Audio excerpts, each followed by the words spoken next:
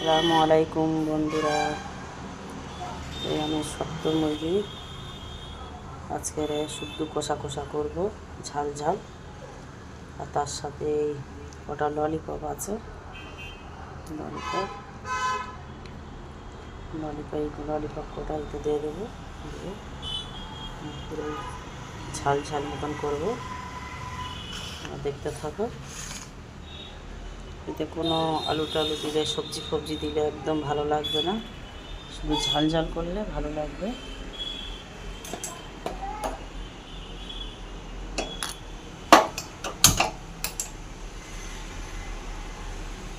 কড়া গরম হয়ে গেছে, তাহলে আমি কড়াই তেল দেবো।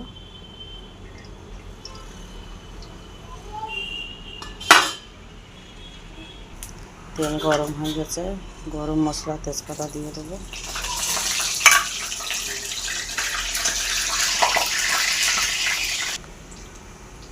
জিরে দিয়ে দেবো, ওটা জিরে, পেঁয়াজ কুচি দিয়ে দেবো।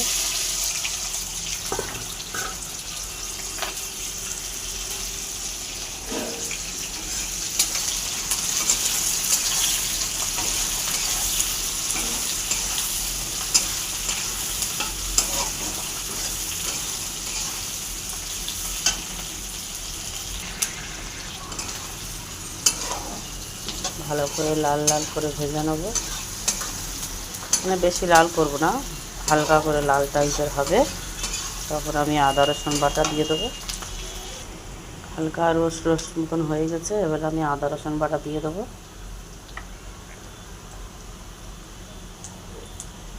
একটু বেশি করে আদা রসুন বাটা দেবো, কেননা অনেক গোশ আছে, আর গোশটা তো পোড়া গোশ, একটু গন্ধ টাইপের মতো লাগে। আদা রসুনটা দিলে গন্ধটা কেটে যাবে।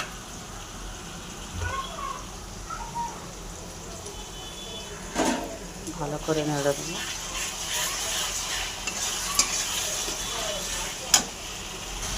ভালো করে আদা রসুন ভেজে নিয়েছি, এবার আমি টমেটো কুচি দিয়ে দেবো।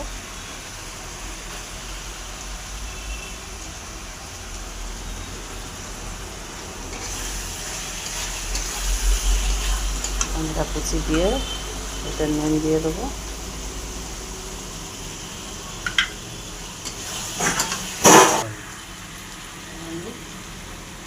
মশলা দেবো, মশলাগুলো ভালো করে কষিয়ে নেব। 2 চামচ হলদি,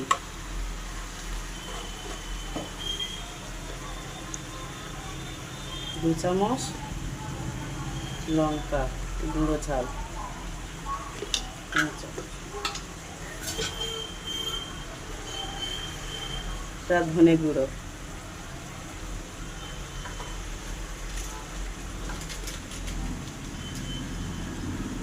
মরিচ গুঁড়ো,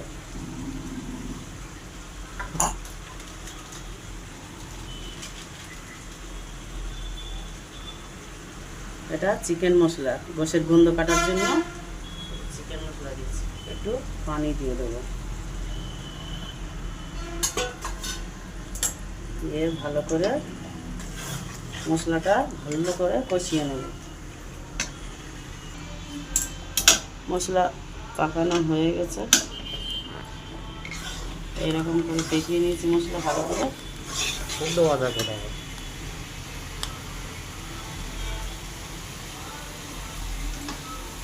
এবার আমি গোশ দিয়ে দেবো।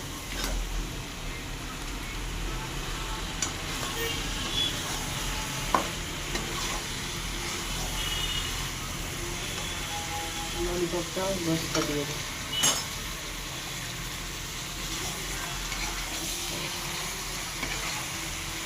ভালো করে নেড়ে নেব, এরকম করে নেড়ে নেড়ে কিছুক্ষণ ভালো করে দেখিয়ে নেব।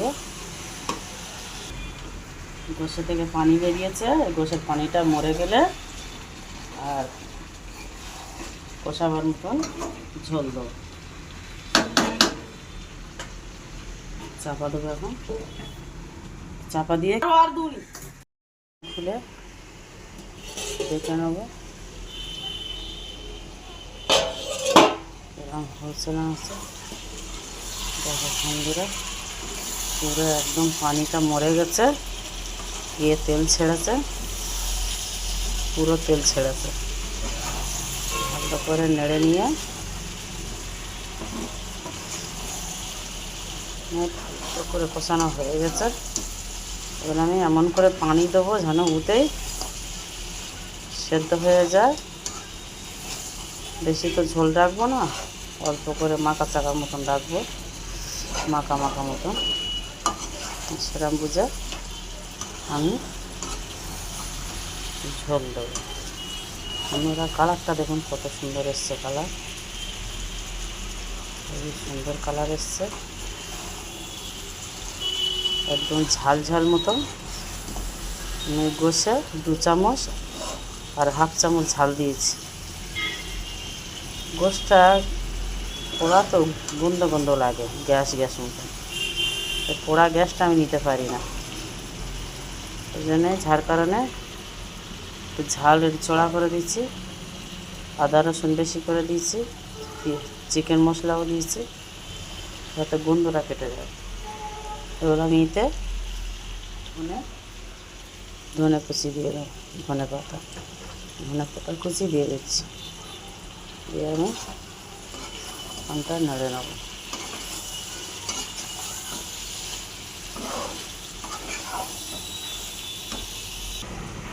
এবার আমি পানি দেবো,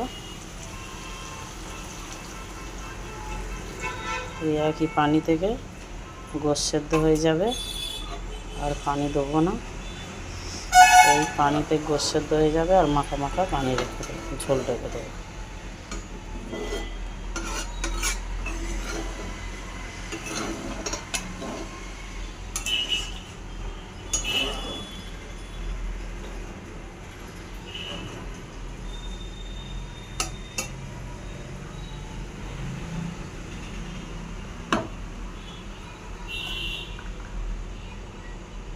এবার আমি ঢাকনা চাপা দেবো, চাপা খুলে দেখবো ঝোল মরে গেছে, একদম মাখা মাখা হয়ে গেছে।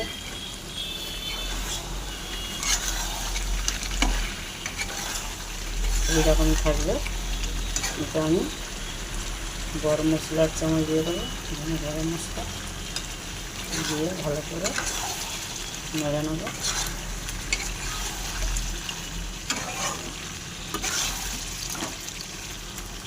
মাখা মাখা